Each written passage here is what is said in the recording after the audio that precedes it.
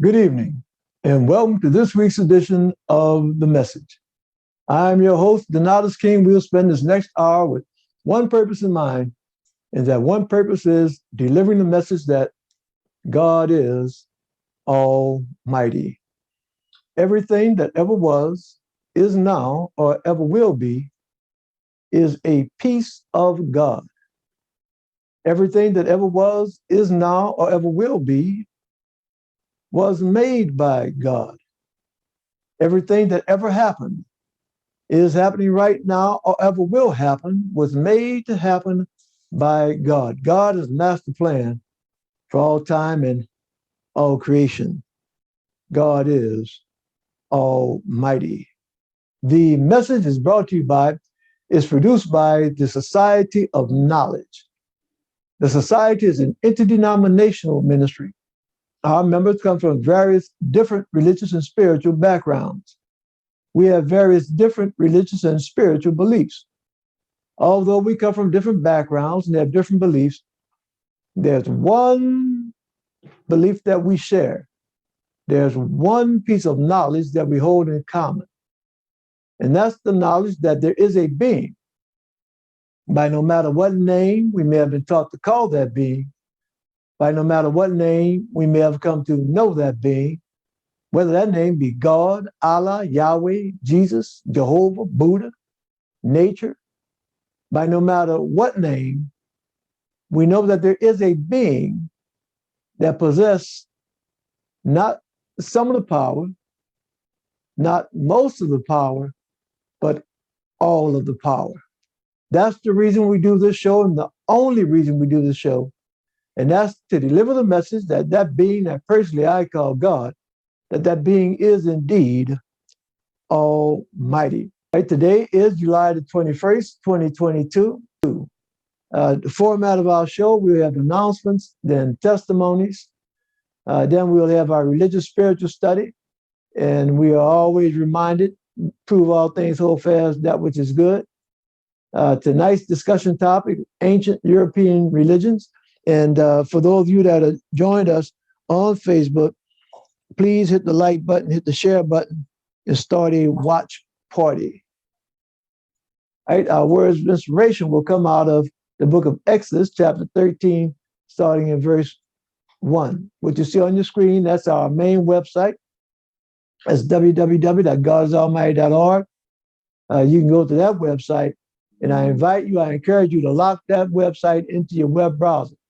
Okay, put it in your favorites. And 24 hours a day, 7 days a week, you can visit that website, and there are links to all of our social media platforms. We have a blog, Facebook, Twitter, Instagram, YouTube, TikTok, all of those. All you have to do is go to our main website, and there are links that you can just click on. You don't have to write all that down. Just go to the main website. Very easy to remember. God is Almighty. That's the message. GodIsAlmighty.org, and there are links to all of our social media platforms. I want to remind all of you that we do have a Lafayette, Louisiana Center of the Society. This program tonight is being broadcast out of the New Orleans Center, but we have a Lafayette Center, we have an Opelousas Center, and we have a Central Florida Center. Central Florida is presided over by Messenger T. Narvell, and I went a little bit too fast through that. Let me just back up. Lafayette Center, presided over by Messenger Ryan King. Opelousas, presided over by Messenger Corey Levier. And our Central Florida Center, presided over by Messenger Tenav L. Please get your COVID. Please get vaccinated if you haven't. Get vaccinated for COVID-19. If you heard the news today, the President of the United States, President Biden, has tested positive for COVID. So it's still out there. Go ahead and get vaccinated. Imani Temple number 49 of the African American Catholic Congregation, once again, congratulations. And this slide, this announcement is going to have to be revised because it says Bishop John W. Milton is the pastor. It's actually now he's been elevated to the position of Archbishop. So Archbishop John W. Milton, pastor of Imani Temple number 49 in Lafayette. Imani Temple number 28 here in the city of New Orleans, that's presided over by Bishop Wendy Mead. And a reminder that previously recorded episodes of the message can be watched on television. Cox Cable Orleans Channel 76 airs on Wednesdays at 1 p.m. and Thursdays at 7:30 p.m. Central Time, and on YouTube at DNK Messenger. There you see our billboard is going to be up. It is up already. It may be up for a few more days. And then I think we're going to take a break as far as the billboard and let it rest for a little while. But it is currently up, and that's in the city of New Orleans where I-10 and 610 converge. That's at Franklin Avenue. And you see the message is on our billboard. It says, God is Almighty. That's the message. That's the purpose of the Society of Knowledge. That's to deliver the message. And the message is God is Almighty. The Society has a fellowship and a celebration every second and fourth Sunday. Our next fellowship will be this coming Sunday, July 24th at 10 a.m., and it will be conducted at the Imani Temple number 28 here in the city of New Orleans, the 2411 Treasure Street. So come by. There are refreshments. It's free and open to the public. Refreshments not only refreshing for your body, but also refreshing for your spirit. Okay? Our religious spiritual study, prove all things, hold fast that which is good. Okay, yes. All right, ancient European religions. Ancient European religions. And let me stop that for a minute.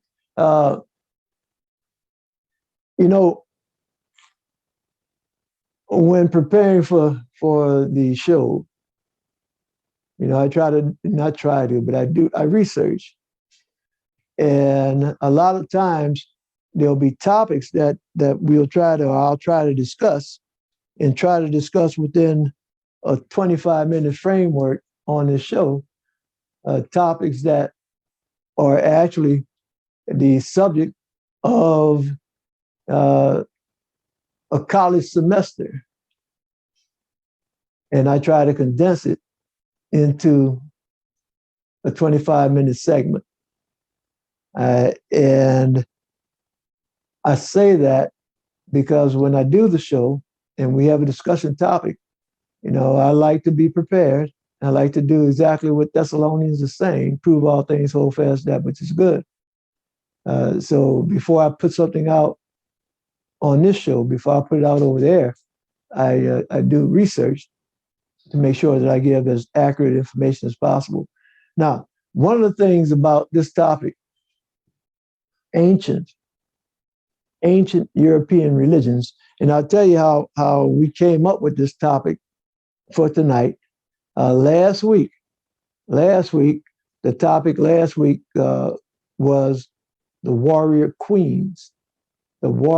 queens. And we had a presenter on, and that's Professor Hurd.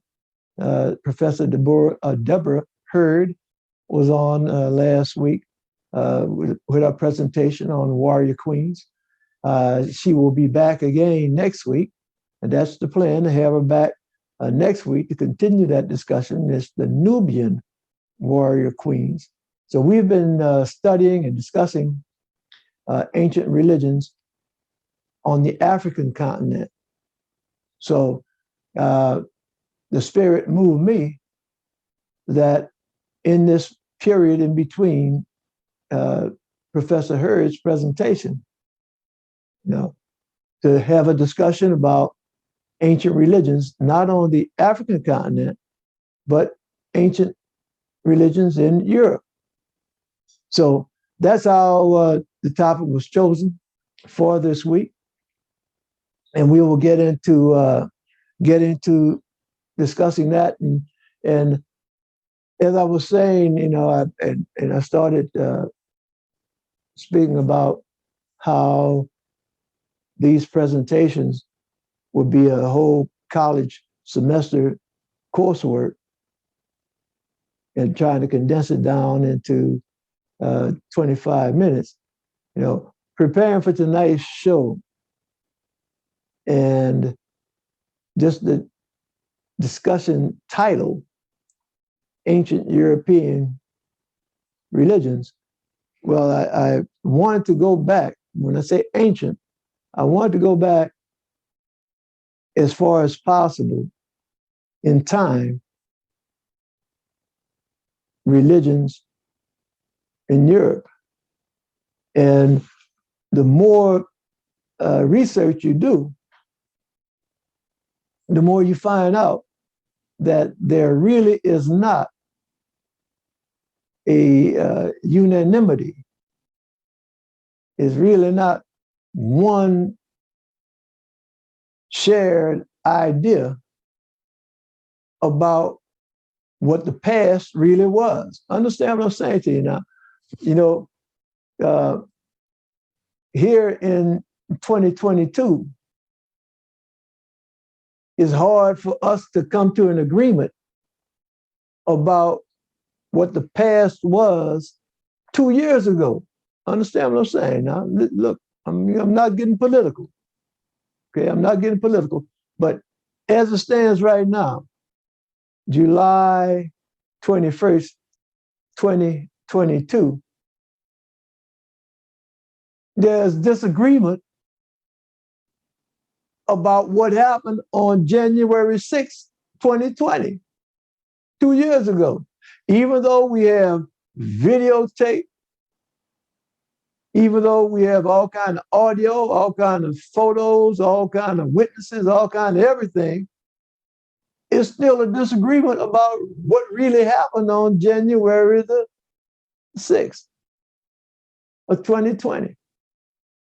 So maybe it's understandable why scholars really can't come to an agreement about what happened 5,000, 10,000, 50,000 years ago. And one of the things that I found out is that a lot of stuff that we read about in the books, a lot of stuff with the anthropologists and historians and all the rest of that, a lot of that is guesswork. Professor Hurd, she's an archaeologist, okay? Teaches at universities. So she is one of the folks that goes out in the desert or wherever, digs up the ground, discovers little pieces of pottery or little figurines or tombs, finds this stuff. And then once they find that, then they try to explain what it is. And from the stuff that they find, they extrapolate, okay? They fill in the blanks as far as what was going on at that time. Now, one of the things that you heard Professor Hurd speak about last week, and that was when studying the Nubians, as far as there not being a written language at one particular time. Well, one of the things that when I was researching tonight's topic, one of the things that I ran into is that these scholars, they'll talk about history and prehistory. Okay, history and prehistory. And the prehistory, that's not so much in terms of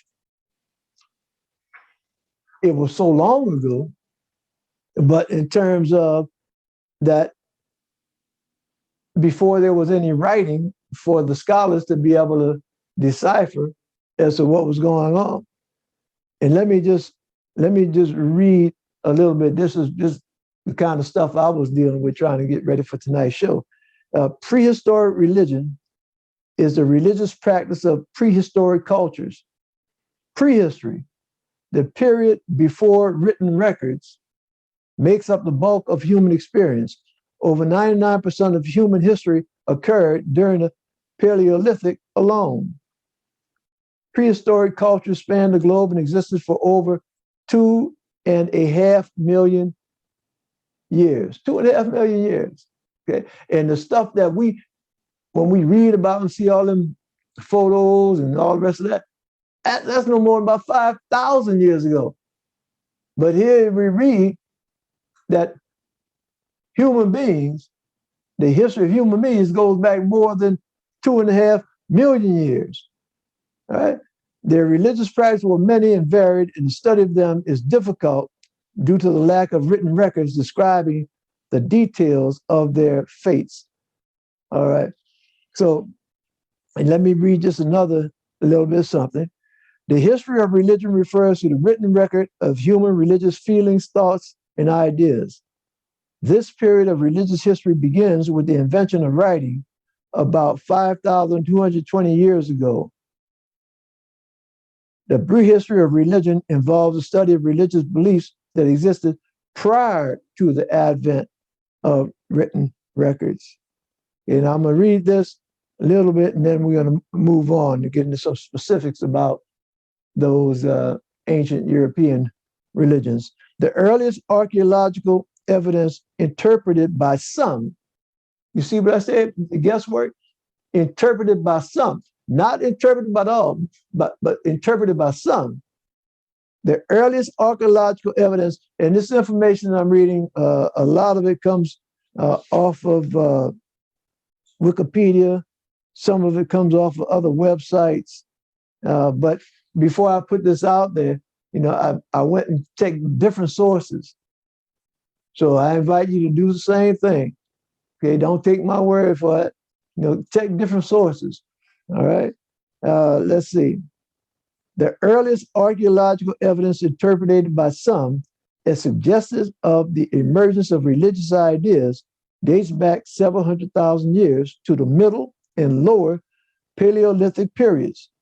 Some archaeologists conclude that the apparently intentional burial of early Homo sapiens and Neanderthals as early as 300,000 years ago is proof that religious ideas already existed, but such a connection is, look at this, such a connection is entirely conjectural. They're guessing. They're guessing.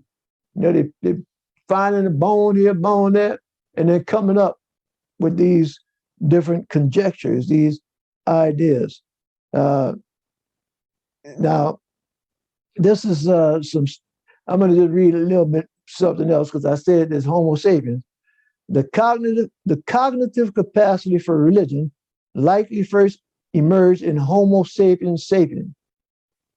Okay, and I went off on another angle reading this to try to figure out what's Homo sapiens sapien. Okay, what is that? In the scientific classification of human beings.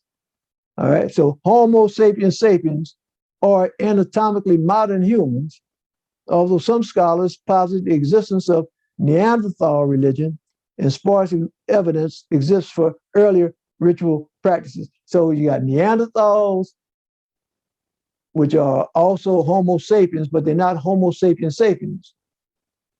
So look, I'm not going to go deep into that because believe me, I went into it earlier and this stuff was something else. But anyway, let's get into it. And we have, I'm just going to skip over a whole lot of stuff.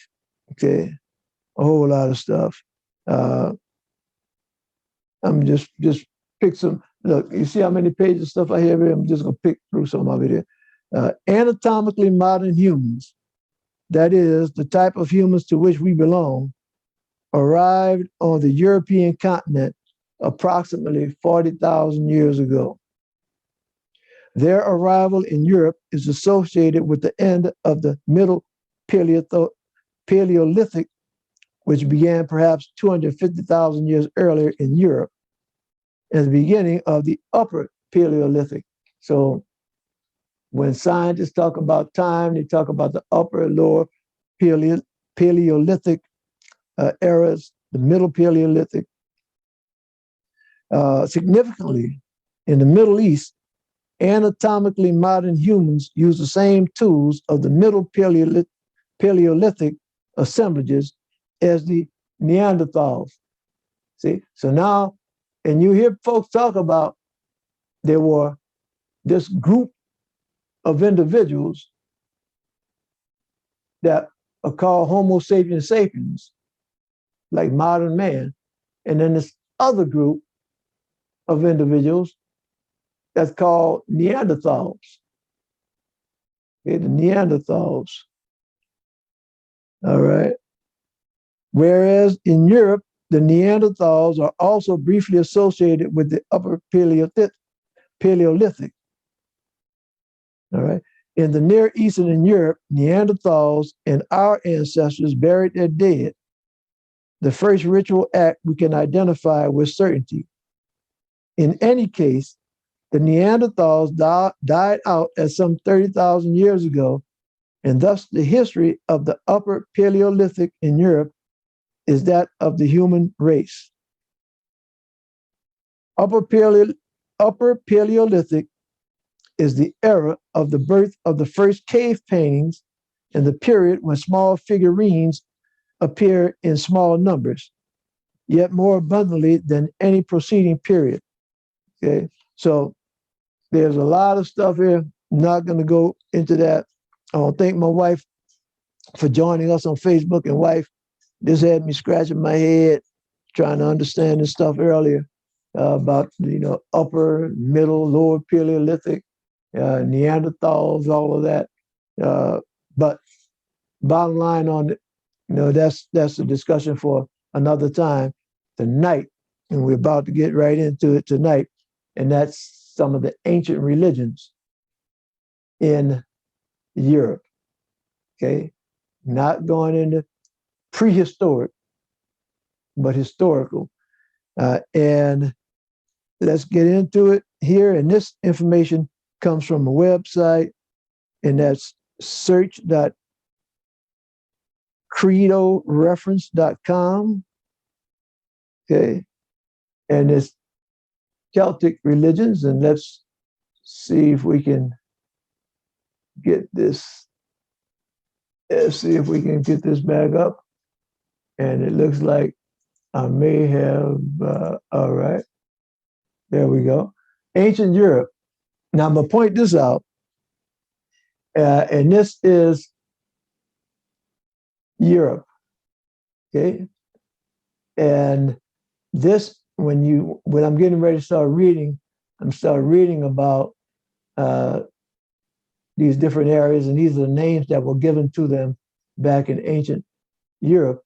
And this area here, where you see the pointer going around, and it says the Celts. Okay, it looks like it says Celts, but it's Celts. The Celts, C-E-L-T-S, that's the British Isles. Okay, and the Celts were around the British Isles. The Celts were also here around this area, and you'll know this area here, that's around France. And this is the area that's called Gaul. This area here, where you see the pointer going around right now, okay, that area right there. And let's see. I don't know if it doesn't look like the screen is sharing. All right, let's see what we have here.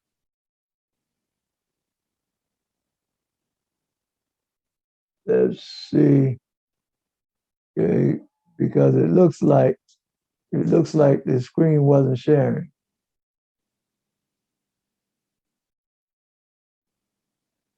All right, let's see. Let's pull this back up, because this information, I want to pull this information up here. All right.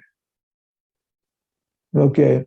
So again, this is not anything on the technology.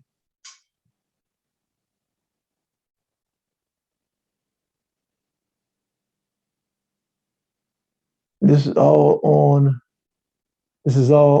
on me. Okay. So let's Let's do this.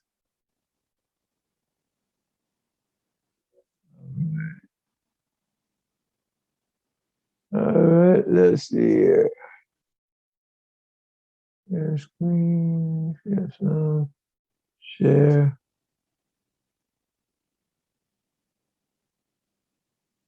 All right. Okay. All right. Let's see. Now, look like we might be using a little something here.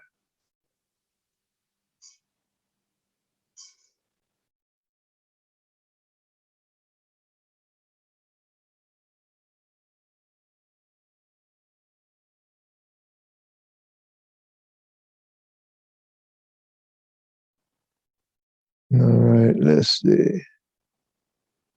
All right. Looks like we might be getting ready to get back.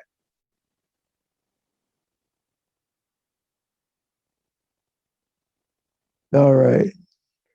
All right. I don't know what happened there, but anyway, as I was saying earlier, this is Europe, ancient Europe. This area where the pointer is now. Yeah, you can see the pointer that's up to your the upper left-hand side of the screen, and it says the Celts, Celts, and those are the British Isles. So that's where the Celts were. This area here, towards the middle of the screen, you see that's Gaul, France, modern France, and that's where the Celts were there also.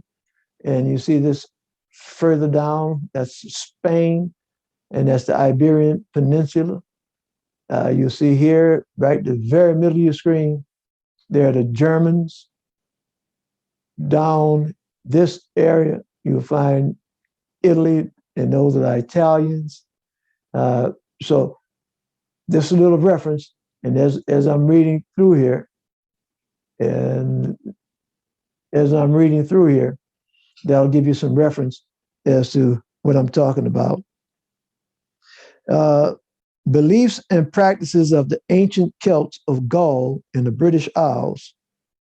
Celtic worship centered on the interplay of the divine element with the natural world. Springs, rivers, and hills were thought to be inhabited by guardian spirits, usually female.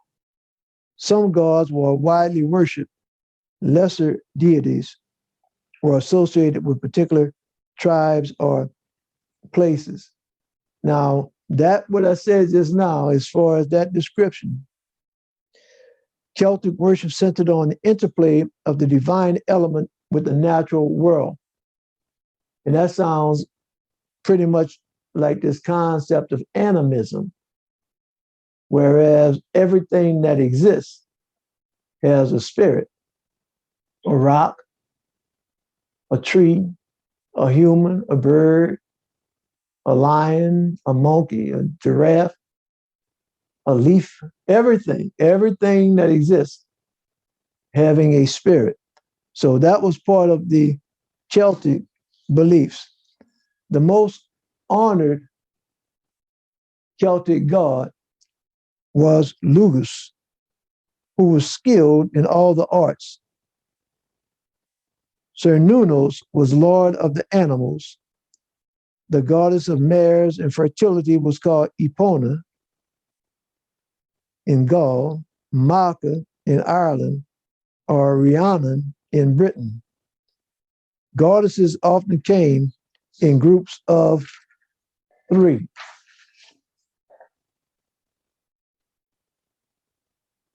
The priests of Celtic religion were the Druids. They maintained an oral tradition and left no writings. Seasonal festivals included Samhain, which is on November 1, which is, you've heard us talk about that previously on this show, around Halloween, which marked summer's end and served as a feast of the dead, and Beltane, May 1. Oak trees, holly, and mistletoe were considered sacred. The Celts believed in life after death, as well as transmigration of souls. So as you all know, that uh, holly and mistletoe are associated with the Christian religion, particularly at Christmas. You've heard the tradition of kissing under the mistletoe, and you see holly. So we can see this intermingling of the ancient European religion celebrated by the Celts and presided over by the Druids. We can see how that has been intermingled with Christianity. Okay. Although it is possible to perceive certain basic concepts that were important to the pre-Christian Germans, so now we're going to talk about the Germans, there was no Germanic religion common to all the Scandinavian and Teutonic peoples. Neither can we know whether a ritual or legend peculiar to one Germanic tribe was common to all Germanic tribes. And let's see if we can get that back up. Okay, so that's the slide that we were looking at. So we're talking about the Celts and their religion. Okay, the British Isles, Gaul, and now we're talking about the Germans. And he also spoke about what? The Scandinavians, and let me go back. They're the Germans, right? And Scandinavians. And it says that they were in Teutonic peoples. All right. So Germanic religion, like most ancient religions, was polytheistic. Polytheistic, meaning they recognized, worshiped many gods, poly gods. In early times, there were two groups of gods, the Aesir and the Vanir. All right. So now the Aesir and Vanir gods. However, after a war between the rival pantheons, which perhaps reflects a war between two rival tribes, the defeated Vanir were absorbed into the Aesir, and the gods of both were worshipped in a single pantheon. This pantheon, which according to some accounts consisted of 12 principal deities, had Woden, also known as Odin, as its chief god. Other important deities were Tyr, Thor, Baldur, Freya, and Frigg. And just a little bit, and an aside here, and as you can see, an artist's depiction of those different gods, just an aside, is that in modern culture, there's a movie out relating to Thor. And you see that there's kind of a renaissance, a reawakening of interest in these old gods. Okay? These old gods. So we've been studying about gods and the worship and religion on the African continent. And now we see what was going on the European continent. Okay? The gods that they were worshiping. So when you see that movie Thor, you get a little bit of background about what it's really about, the history of that. Okay? So there really were people, and still are people, that worship these gods. All right. The gods dwelled in Asgard. And let's see. Okay. We look like we've lost we've lost a slide. Okay, we did lose a slide.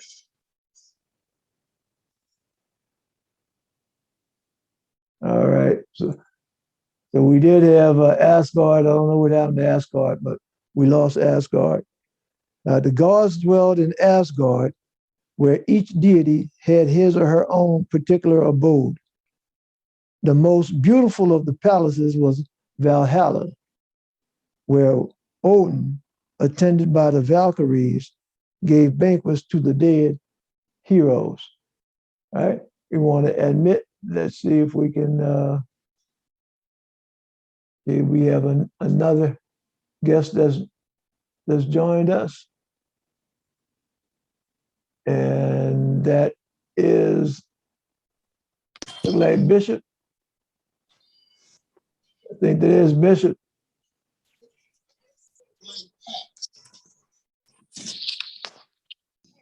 How you doing, Bishop?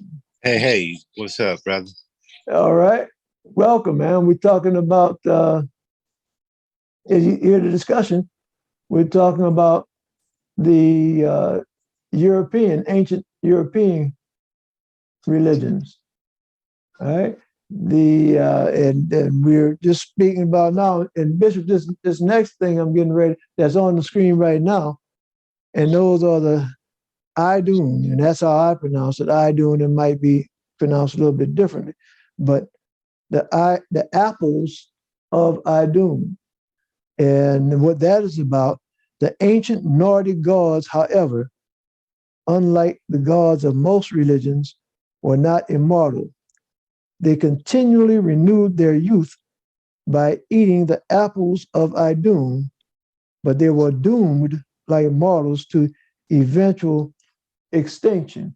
And I'm going to stop that right there, Bishop, because it speaks about and you know what, when I read that, you know what popped in my mind about these apples of Idun, and that's the story in the book of Genesis about this tree of knowledge of good and evil.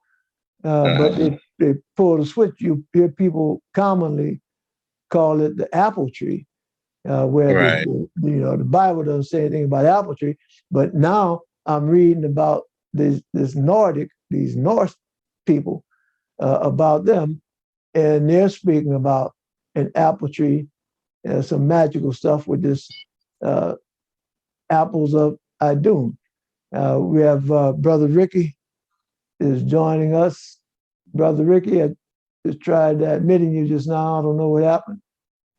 Joining us on Zoom. There's Brother Ricky. Good evening, Brother Ricky. All right. Let's see. All right.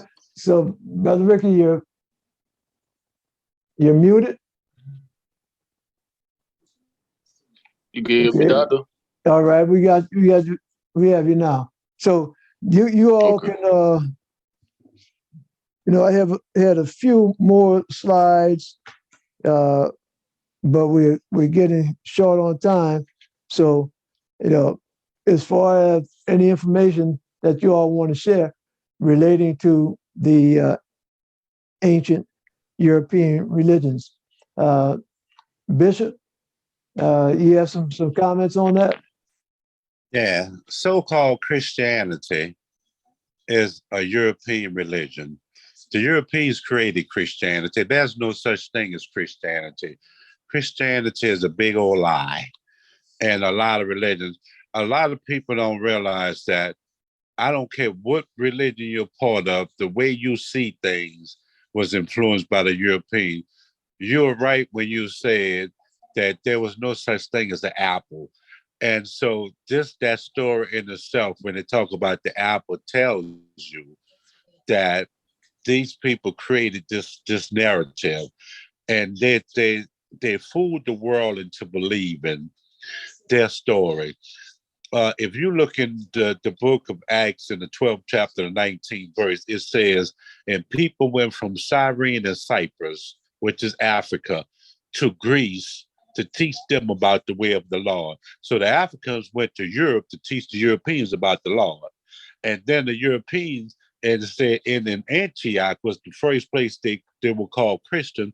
And in Antioch, the first place that was called Christian, but it wasn't a term of endearment, it was mockery.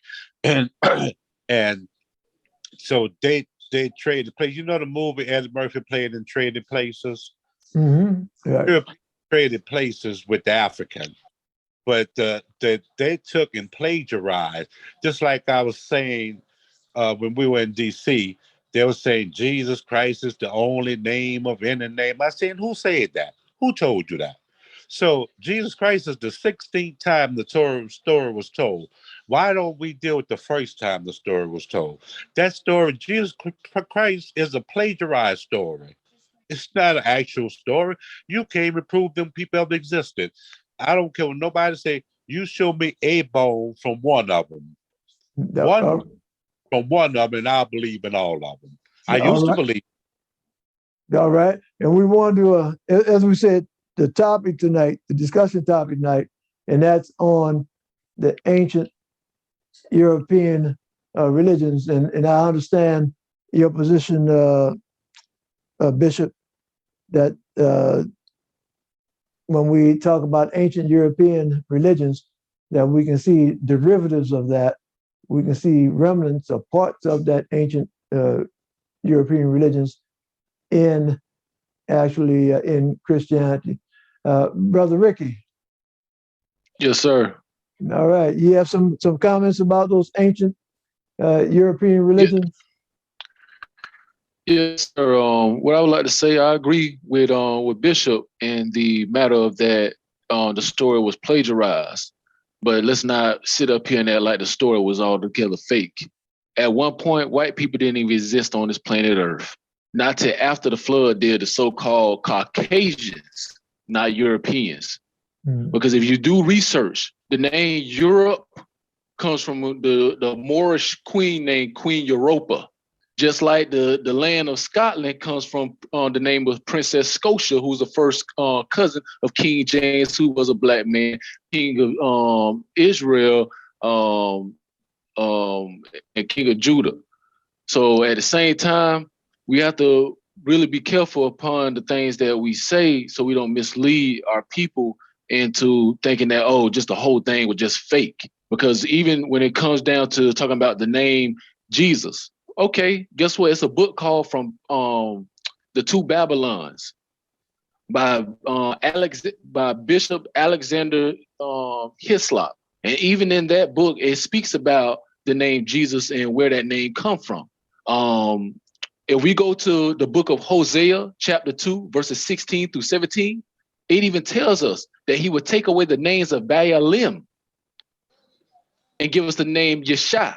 Now, you look at the name Yeshua, that's a Hebrew term and a Hebrew word. Hebrew is the original language of all mankind. That means savior. When you say Yeshua, that's my savior. The word in Greek for my savior would be soter, S-O-T-E-R, not Jesus. Now, if a person want to claim to be a Christian, say that you a pre-Constantine Christian before the year 325 AD, when they institutionalized Krishna, Mithras, and several other gods, and that's how they came up with Jesus Christ. And Zeus. So that's the thing that we have to realize and going in deep and understanding the trickery of things. Now, if you go into the Hebrew text, you're right. Bishop is right. You're not going to find where it says to be a Christian. It never did, because the Most High God didn't create religion. He created nations of people. Mm-hmm. So when we also look at that, the Most High God, when it came to so-called what we got going on today, he didn't create religion at all. He created nations of people. So Bishop is right about that factor right there. But let's not get it twisted. The Bible was plagiarized on, but the Bible is not fake. Like I said before, we can't throw out the baby out the bath water because of things that have been tricked upon us. Because the Greeks and the Romans did not exist at one point on this planet Earth. But And when you so, when you, when you say plagiarized, if you understand the meaning of plagiarized, that means that it's a story that existed and some people came in and changed it and altered it to fit them. So when I and say plagiarized, hold on, Bishop. Bishop, just hold on, Bishop. Let me speak. I'll let you speak. I don't be cutting nobody off. I show everybody respect on here. So I'm gonna ask for the same thing. Plagiarize, the only way you can plagiarize something, something has to already be in existence in order to plagiarize something. Just like in order to rewrite something, just like it said was translated into the Greek from Hebrew, in order to translate in something, it can be translated from something. So we cannot be throwing the baby out with the bathwater because of our own lack of knowledge. Sometimes we have to draw back, get out of our own emotions. The worst drunkenness we can ever be, when it says be sober minded, it's being drunk in our own emotions. And once we take a learn to step back, start reading, we'll see that the Bible still tells us to pay attention, because it says, I know of you who say that you're a Jew, but you're not, but you are the synagogue of Satan. So there was an original thing. The Bible originally said that in Antioch, they was first known as the Mashiach, the anointed one. That's what the original text. It didn't say Christians. All right, brothers. So, and this is a great discussion that we're having now, but we've kind of strayed from the discussion topic, and that discussion topic was the ancient European religions. And because we're running short on time now, I got a couple of more to go through. We've spoken about the Celts and their beliefs, their religion. We've spoken about the Germans and the Scandinavians, their religions. Just a couple more, and just to get this in, and that's going to be the religions of ancient Greece. And let's see if I can pull this screen up. All right. Okay, look like I've done that. I've done that again. Okay, let's see. Okay, I don't know if that's actually being shared now. It doesn't look like it is. All right. Okay, it's not being shared, but let me see if I can just.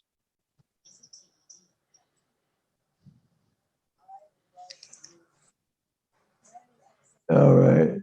Yeah, for some reason tonight I'm not as skillful with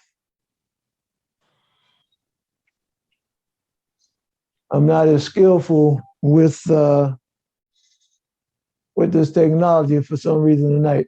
But one reason that I know I'm not as skillful with it is because it wasn't the Almighty's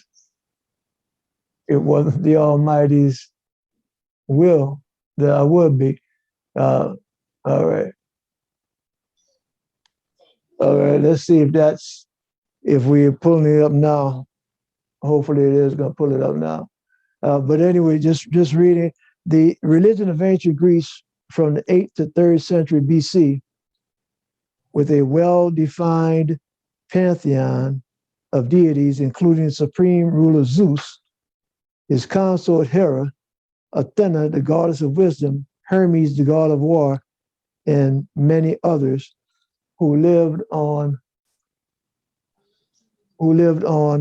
Mount Olympus and were closely interrelated. From the 8th century BC, a discernible form of Greek religion emerged from what was formerly a collection of local or tribal deities.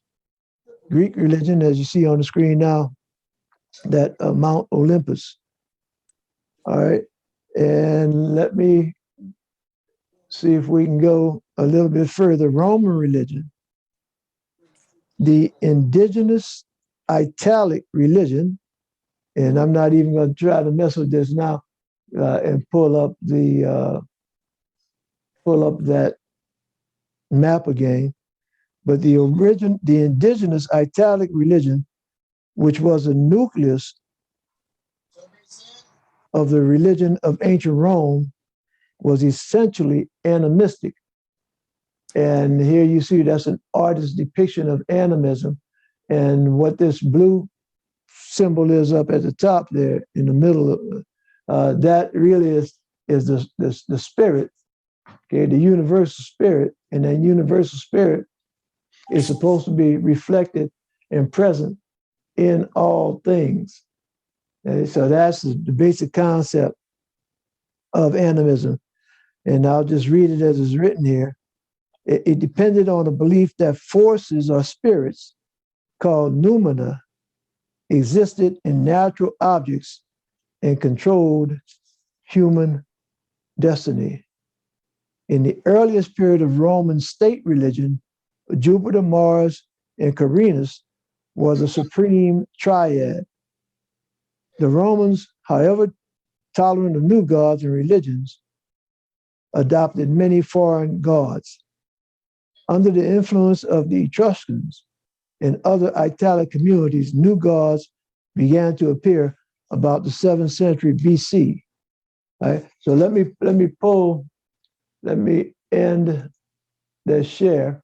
And one of the things that as stated earlier in preparing for tonight's show, and as you see tonight, that there's some disagreement on some levels from some information and the understanding of that information by our Zoom panel members.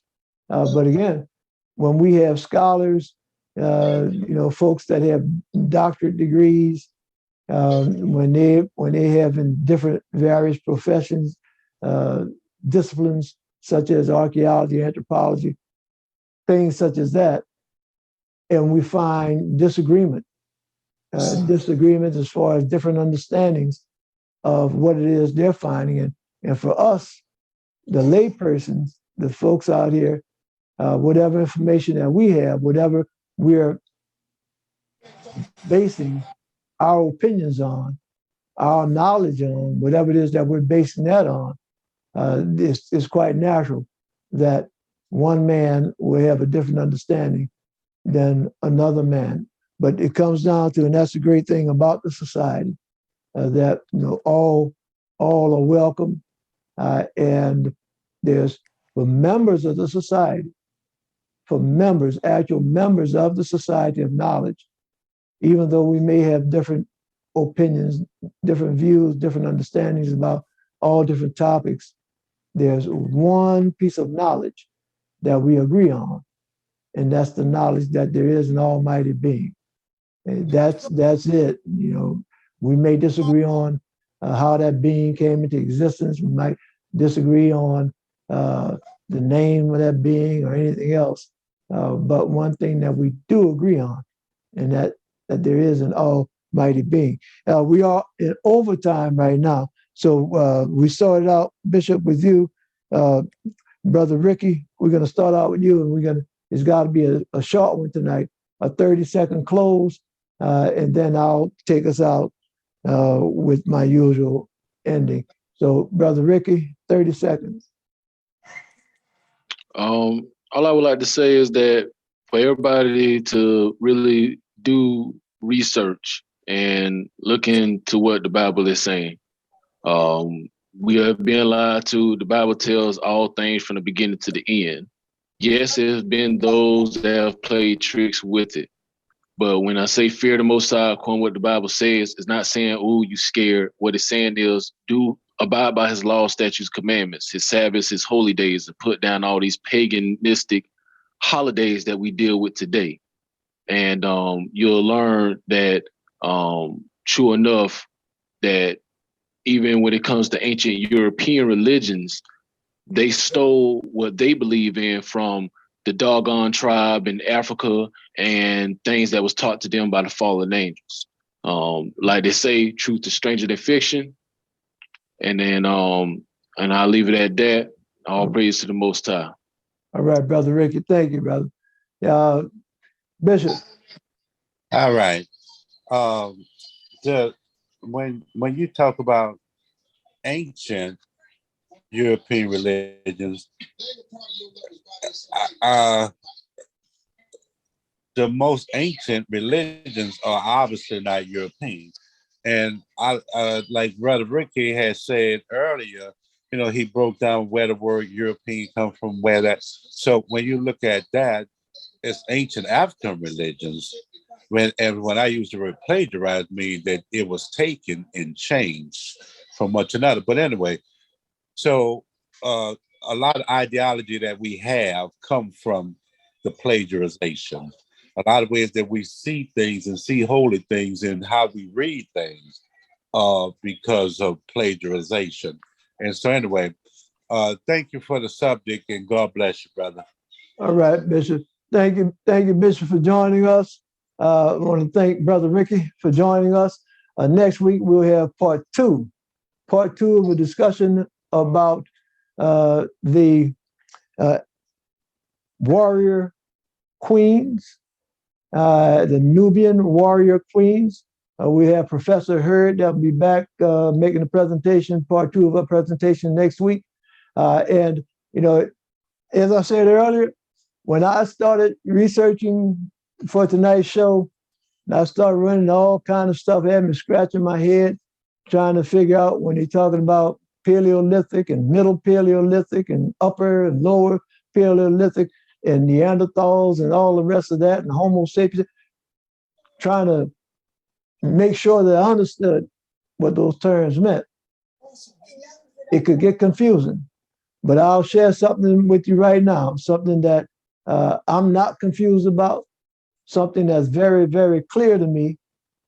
And it's very clear to me that there is an almighty being.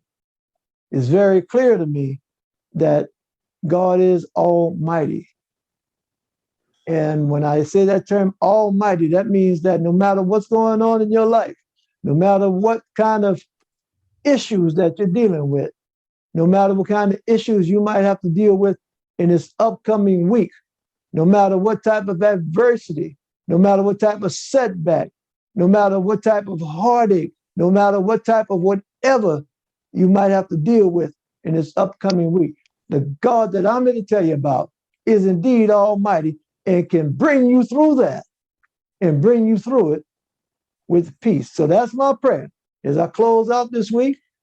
In this upcoming week, no matter whatever it is that God has planned for you, may God Almighty bless you and yours with peace. Until we meet again here next week on The Message, may God Almighty bless you and yours with peace.